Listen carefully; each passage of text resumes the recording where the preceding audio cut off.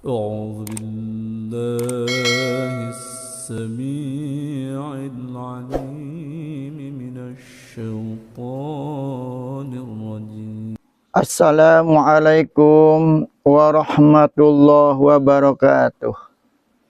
Sahabat muslim yang dirahmati Allah, pada kajian kali ini kita akan melanjutkan kajian kitab Syarah Lubabul Hadis karya Imam Asyuti.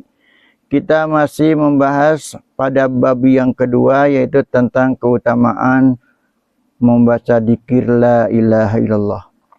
Wa qala sallallahu alaihi wasallam, qala Allah Ta'ala ayat hadis kursi, dan berkata Nabi kita Muhammad sallallahu alaihi wasallam, berkata Allah Subhanahu wa taala pada dalam hadis kursi, wa kalamin insani, dan pada ucapan manusia, la ilaha illallah, kalimat la ilaha illallah, kalami, kata Allah, itu adalah ucapan kaula,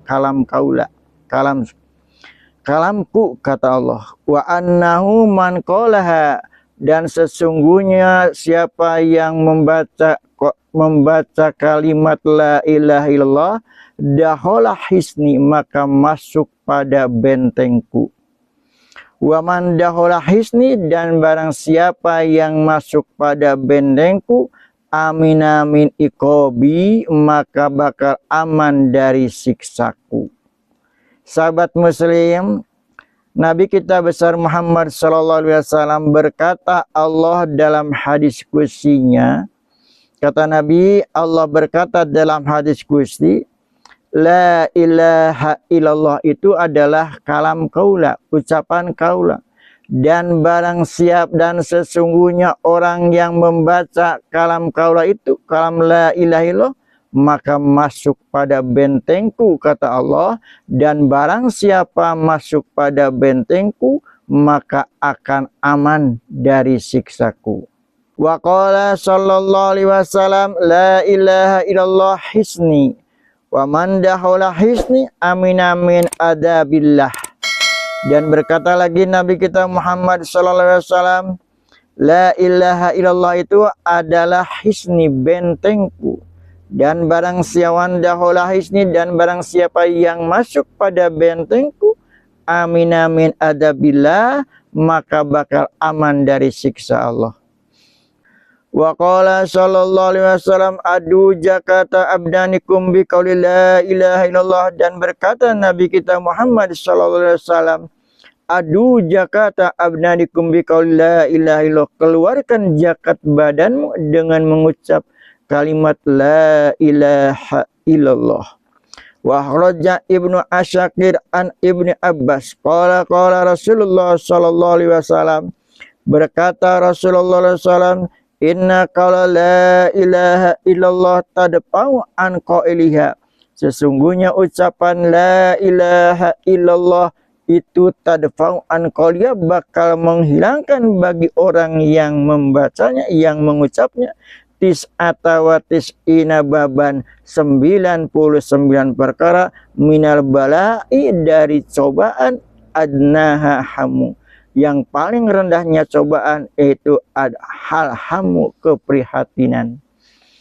Wa qala sallallahu alaihi wasallam, min abdi yaqulu la ilaha illallah Muhammadur Rasulullah. Dan berkata Nabi kita Muhammad sallallahu alaihi wasallam, tidak ada seorang hamba yang berkata la ilaha illallah Muhammadur Rasulullah illa qala Allah Ta'ala, terkecuali Allah berkata, sodako abdi, betul hambaku, ana Allah la ilaha illa ana, aku adalah Allah, tiada Tuhan selain aku.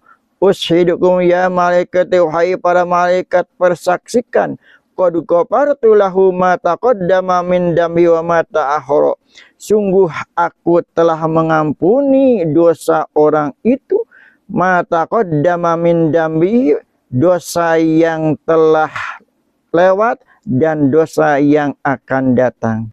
Wa qala sallallahu alaihi wasallam, man qala la ilaha illallah khalisan. Dan berkata lagi Nabi kita Muhammad sallallahu alaihi wasallam, siapa yang berkata la ilaha illallah khalisan, ikhlas, murni, arya dari riya misalnya, Muhlason yang diikhlaskan, yang dimurnikan, ayam minal manhiyati dari perkara-perkara yang dilarang, dakhala jannah maka bakal masuk surga, ma'asyabikina yaitu bersama-sama orang, ayam ma'asyabikina yaitu dengan orang-orang yang masuk surga lebih dahulu. Wa akhraja Hakim an Zaid bin Arqami qala Rasulullah sallallahu alaihi wasallam man qala la ilaha illallah muhlasan. Barang siapa yang berkata la ilaha illallah muhlasan dengan ikhlas, dengan penuh keikhlasan, dakhala jannata maka masuk ke surga. Kila diceritakan ya Rasulullah, wahai Rasulullah, wa ma ikhlasuha, apa itu ikhlas?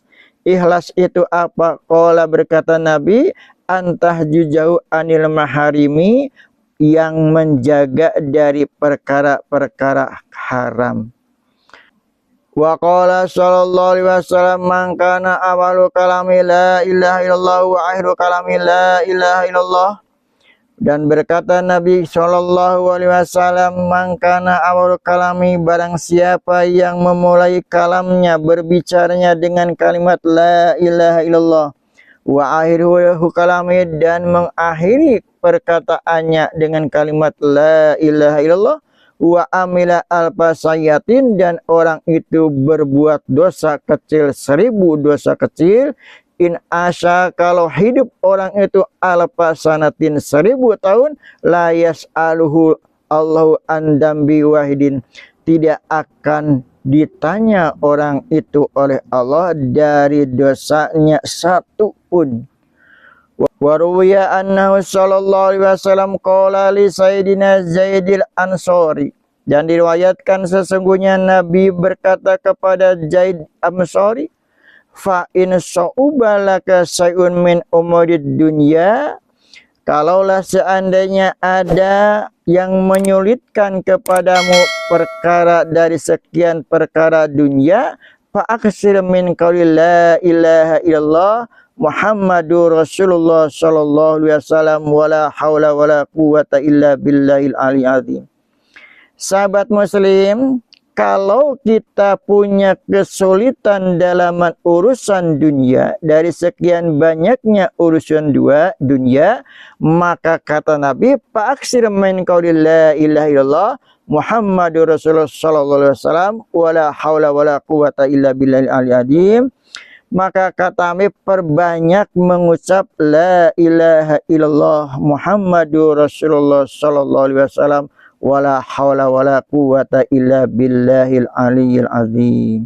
Nah, sahabat muslim, kalau sahabat ada kesulitan masalah urusan dunia, masalah ekonomi, masalah rumah tangga, masalah jabatan, kedudukan, pangkat, dan lain sebagainya, kata Nabi, perbanyak mengucap la ilaha illallah Muhammadur Rasulullah sallallahu alaihi wasallam wala haula wala quwata illa billahil aliyyil azim. Nah, ucapan itu insya Allah bakal menyelesaikan perkara kesulitan yang sahabat hadapi. Itu saja yang ingin saya sampaikan pengajian kali ini, semoga bermanfaat. Wabillahi taufiq wal hidayah. Wassalamualaikum warahmatullahi wabarakatuh.